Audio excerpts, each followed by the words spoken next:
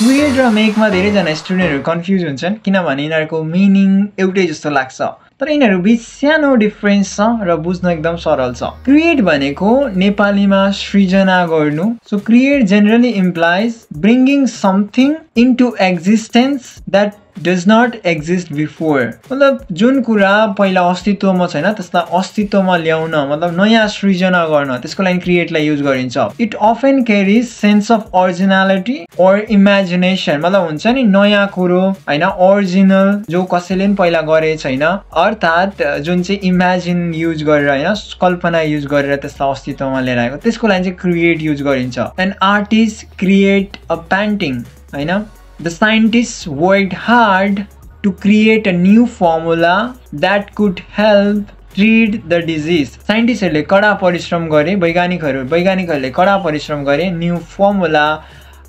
सृष्टि गर्न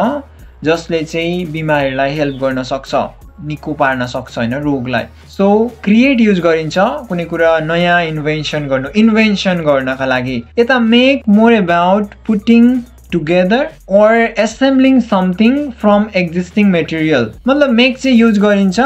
जुन कुरा पहिला नै छ हैन सामानहरु जुन पहिला नै छ त्यसलाई जस्ट जोडेर एउटा बनाउनुको लागि नै युज गरिन्छ तर यो चाहिँ नयाँ इनोभेसन हैन जुन पहिला नै छ एक्जिस्टिङमा छ जुन अस्तित्वमा छ त्यसलाई नै युज गरेर बनाउनु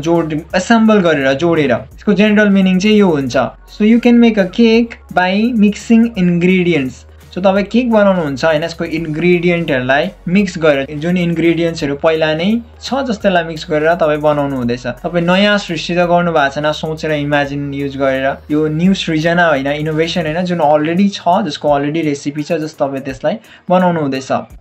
next example she can make coffee उसले कफी बनाउन सक्छिन् सो मेक र क्रिएट को बीचको डिफरेन्स बुझ्नु भयो होला